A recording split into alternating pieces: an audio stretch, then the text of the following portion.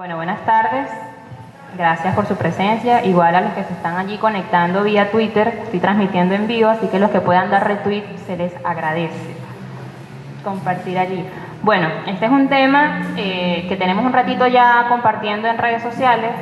Primero estuvimos allí promocionando un hashtag que se llamó Tolerancia Urgente, derivado de todo el montón de ataques que recibimos constantemente en redes sociales, principalmente en Twitter, que es como el de mayor caracterización política en la actualidad, y se han venido como que presentando el interés de estos temas en distintos espacios, en televisión, en algunos programas específicos vía web, en algunas charlas, en algunas instituciones, en algunos lugares, vía redes sociales también.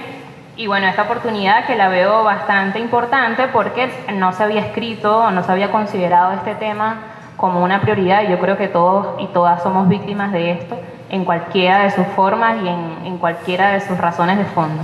Entonces, este artículo, en efecto, hice un milagro sintetizando la cosa en la página acá.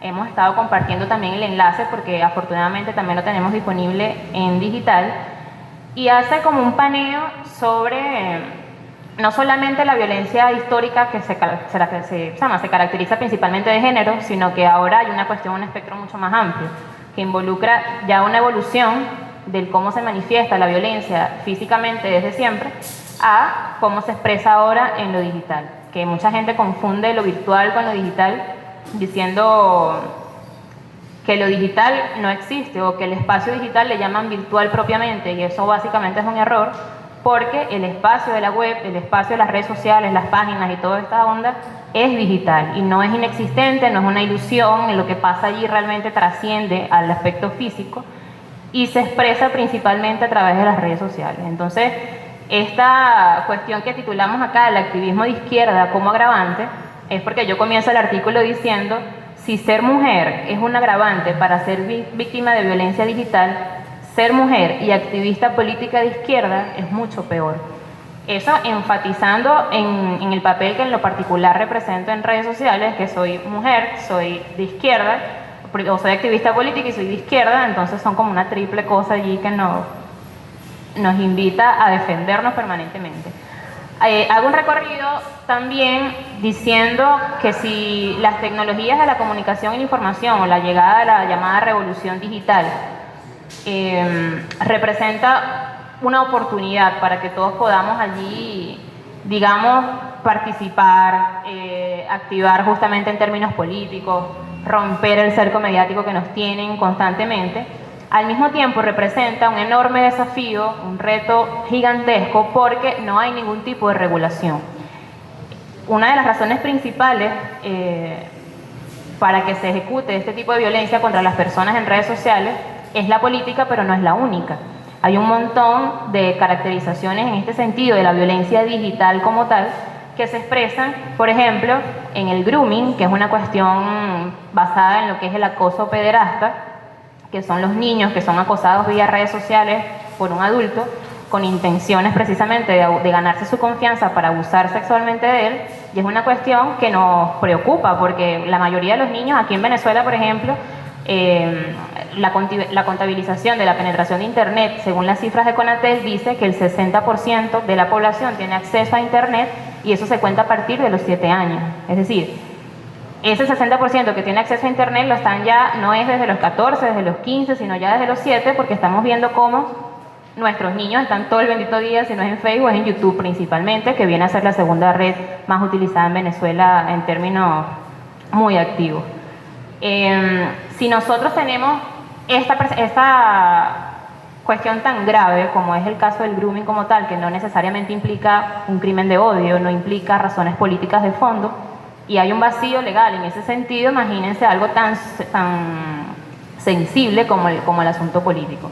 Vemos también lo que es por ejemplo, la divulgación de imágenes personales sin consentimiento, esa práctica que le llaman en algunos países PACS, donde incluso se han motorizado algunas leyes allí. En el caso de Argentina, en el caso de México fundamentalmente, existe una compañera llamada Olimpia que ha promovido la ley Olimpia, que precisamente concentra la atención en la prohibición y luego ¿cómo se le diría?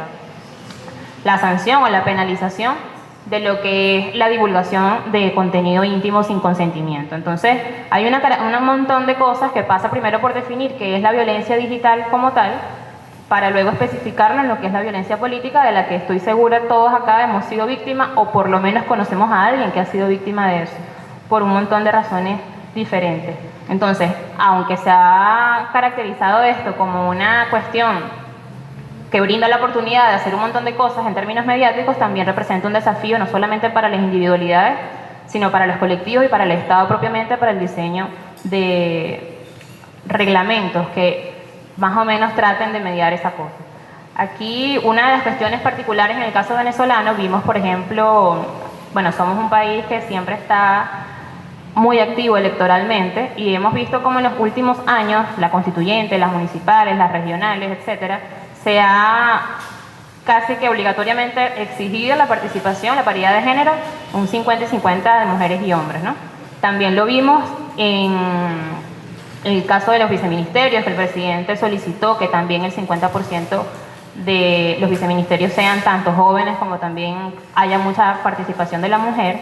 Y aunque estos espacios han representado un avance importantísimo en la sociedad, porque significa que hay una evolución tanto en la visión como en la forma de concebir el término jurídico, esta cuestión al mismo tiempo de darle las oportunidades a las mujeres también las expone mucho más. Es decir, tenemos más mujeres activistas porque tenemos una mayor, digamos, invitación de parte de los actores políticos a que participen, y eso al mismo tiempo las expone el doble, porque el hecho en sí de ser mujer, que históricamente han sido señaladas, además restringidas de que activen en política, ¿no? Que es una de las cosas que comento en el artículo. Aquí, por ejemplo, tocó el tema de las cifras, de hecho sí lo especifiqué, el tema del 60%, y en el caso particular de las candidaturas hay estudios muy específicos que se han hecho en Argentina con la participación política de mujeres como candidatas electorales. Vemos cómo hay un informe incluso que dice que esta cuestión, o sea, toda la gama de mujeres participando como candidatas han sido principalmente las víctimas de violencia digital, que luego han sido manifestadas también en lo físico, con lo que se conoce por ahí con el escracheo, que por cierto es una mala utilización de nuestra parte decir que a nosotros nos hacen escracheo, porque eso se le hace a la gente que tiene la culpa de algo concretamente. Así que lo que se hace, los invito a corregir eso, si lo han mencionado en un grupo de WhatsApp, un tweet, una cosa. El scratch se le hace a la gente que tiene la responsabilidad concreta, y precisamente hay una demanda de justicia al respecto. Entonces, lo que le hacen a los activistas de izquierda a nivel internacional o al venezolano en sí como tal es simple acoso. Es una cuestión contundente, o sea, mucho más contundente, porque no pasa por la exigencia de una justicia, pasa porque estás violando más bien tú el derecho de esa persona. Entonces hay un conjunto de cosas que debemos estudiar. No solamente está el grooming o la difusión de contenido íntimo, también está la trata digital de personas. Vemos cómo ni siquiera tienen que ser contenido íntimo lo que las personas estas malévolas de redes sociales exponen o ponen a la venta a una persona. Basta con su perfil, basta con una foto cualquiera donde sale incluso normalmente con ropa normal, con sus datos personales, su dirección, pasa a ser una trata digital a esta persona. Entonces venden incluso la localización de esta persona para que luego, si haya una cuestión física que comprometa la seguridad de la persona en cuestión, sea hombre, sea mujer, sea niño, sea adulto. Entonces hay un vacío enorme. Nosotros tenemos un avance importante en lo que es la ley contra el odio. Sin embargo, allí hay una ley como todavía muy aérea, ahí todavía falta. Yo digo en lo particular, he venido militando en la causa de, digamos, la reglamentación de esto, la tipificación de nuestros delitos, de nuestro gubernamental y el diseño de políticas, porque si no lo vemos así va a seguir sucediendo. La violencia, hay unos compañeros que me preguntan en el caso de las fake news, si eso se puede englobar allí en el tema de la violencia digital. Yo decía, podría ser, porque están violando mi derecho a una información veraz, que yo estoy ahí también con una campaña insistiendo mucho en que la información veraz es un derecho humano, y eso pasa a confrontar este derecho a la libertad de expresión que todo el mundo explota, porque simplemente la ONU lo ha reconocido, el derecho a la libertad de expresión. Entonces, cuando empieza el derecho de las personas que creen que por tener el derecho a la libertad de expresión tiene licencia para matar, termina el mío.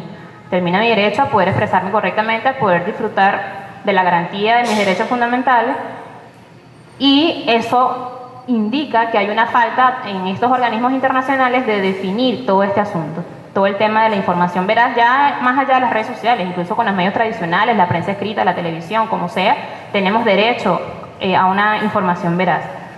Entonces, si nosotros, por ejemplo, somos víctimas acá de violencia política digital y no tenemos a dónde ir, yo puedo ir a la unidad de víctimas, ¿cómo es que es? A la oficina de atención a la víctima en la fiscalía, pero ellos pueden recibir mi denuncia, pero no va a haber procedimentalmente una cuestión que le indique a ellos y que me indique a mí cómo van a proceder en función específica de los delitos digitales, porque no lo estamos tipificando. Entonces, primero, nosotros debemos conocer cuáles son nuestros derechos, y para conocer nuestros derechos ahí también asume un papel importante el Estado, porque debe formar a la población para que sepa que eso existe en primer lugar, y una vez que sepa que existe, lo defienda. Y luego de eso, cada una de las personas se hagan militantes de la causa de exigir la tipificación de los delitos para que eso sea sancionado. Entonces, es toda una cuestión que es como, uno lo conversa en algunos lugares y mucha gente hace así como que, ¿de qué estás hablando? Y ellos también han sido víctimas del asunto. Y es precisamente porque hay como todavía un tabú al respecto, hay como una, digamos, ¿cómo se le diría? Se menosprecia o se minimiza, se subestima la gravedad del asunto, porque no es nada más el tema de la agresión, es también el tema de la fake news. Entonces vemos cómo en Alemania, por ejemplo, si una página web publica una noticia falsa y es denunciada y alguien lo detecta y ellos, una vez enterados, no bajan la noticia porque es falsa y está confirmado que lo es, o pueden ser suspendidas su licencia o tienen que pagar una multa de más de $50.000. O sea, en años luz nosotros estamos aquí dimensionando que podamos hacer algo similar solo por las noticias falsas, solo por la publicación de noticias falsas. O sea, Venezuela es sometida a miles de noticias falsas diarias. Sí, entonces nosotros, que además somos catalogados como el país que utiliza mayor cantidad de datos móviles, eso responde también a la lentitud de nuestro internet de casa, pues el de hogar, pero es un indicador importante porque que un país como Venezuela, donde hay un 60% de penetración de internet y el 47% en general tiene acceso, o sea, utiliza las redes sociales a través del dispositivo móvil, entonces hay una cuestión que hay mucha gente vulnerable, 47%. La mayoría de la población es vulnerable a padecer estos males que implica que el término jurídico o los temas regulatorios en las redes sociales sean prácticamente tierra de nadie. Yo particularmente he sido víctima directa de violencia digital casi que en todos sus tipos, y a dónde voy, porque entonces baja un organismo o de repente algún compañero que a lo mejor tiene conocimiento del área jurídica y te puede decir, pero no le pares. Es lo que más nos dicen. Pero no le pares. Y hemos visto cómo en México no solamente han sido causal de homicidio, este tipo de cosas, sino de suicidio. Personas que no soportan la exposición, bien sea de su vida íntima o el acoso, principalmente en términos políticos justamente, a las militantes de este asunto, de las cuestiones políticas, el objetivo principal es hacerlas desistir de su militancia, justamente, y en muchos casos lo logran, porque además tampoco hay primero no hay educación planificada en este sentido a nivel de sociedad, y en consecuencia tampoco hay un estudio psicológico de cómo manejar a la población antes y después de afectado. Entonces hay una tarea pendiente allí bastante gigante, y creo que cada uno de nosotros y nosotras debemos sumar a que eso se tome realmente como algo muy serio, que incluso puede subir el numerito de mortalidad o de asesinatos por allí o de homicidios como tal. Y el estudio que les comentaba de Argentina dice específicamente que qué tipo de violencia han sufrido este tipo de personas. Es decir, han ido al pormenor, ¿no? Al dato minúsculo de este tipo de cosas que además detectan dónde más está sensible este asunto para tú ser víctima. O sea, ¿por qué eres víctima de violencia tan fácil? Bueno, entre otras cosas, por tu condición, incluso de grupo, a qué grupo perteneces, si eres por tu religión, por, no sé, por tu color de piel, por tu orientación sexual, hasta por tu edad. Muchas veces son hasta discriminados por la edad. Bueno, este es muy joven, o este no sé qué, en casos políticos, ¿no? Que no tienes experiencia, en casos profesionales, en caso de las mujeres embarazadas. Fíjate tú, hay un montón de cosas. Las gorditas, ella se señala a ella misma. Entonces hay un montón de cosas que delinean la violencia digital y lo empeora la violencia política. Entonces tú me dices si tengo que ir cerrando y se me estoy pasando de tiempo. Mira, un saludito ahí a las personitas que están conectadas viéndonos desde Twitter. Ahí van a estar compartiendo. No, te ves bien. Miren, otro detallito por aquí, a ver. La información era... Bueno, en la parte final del párrafo se los voy a leer en voz alta. Pero bueno, es más que todo el llamado a que se internalice la gravedad de este problema, a que todos, insisto, si no hemos sido víctimas de violencia digital, con certeza conocemos a alguien que sí. Y ahí pasan desde los más pequeños hasta los adultos mayores a correr peligro si no insistimos en esto. Mucha gente dice, no, pero es como una utopía o algo muy soñador, que el hecho en sí de decretar una ley, entonces vas a garantizar que tus derechos sean respetados digitalmente. Y en efecto, no es que sea un sueño, sino que es el primer paso. O sea, no es una garantía. La seguridad digital no se decreta.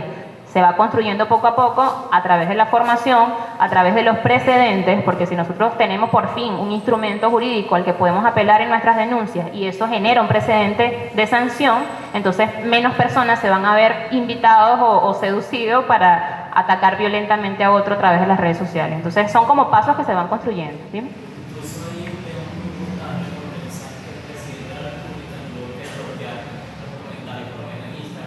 Ajá.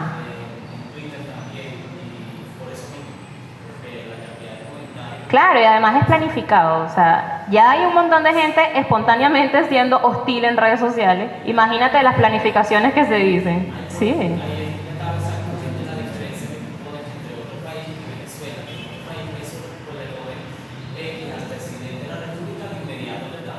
Totalmente, en España tú no puedes decir pío ni siquiera de manera disimulada porque ya te detectan como que está faltando el respeto no solamente al presidente sino al rey, ¿no?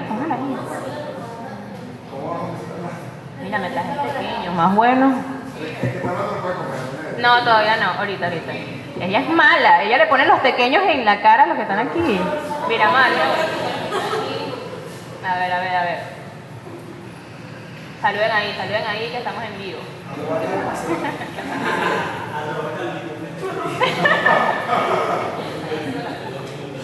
Bueno, entonces allí ya, digamos, para también a lo mejor intercambiar algunas experiencias que cada uno seguramente tiene en este sentido, el llamado nuevamente no solo a internalizarlo, sino a repetirlo. Está por ahí en cada reunión, en cada mesita de diálogo, en cada rumba, en cada espacio que tengamos, podamos nosotros hablar de este tema porque hace falta que cada persona lo toque.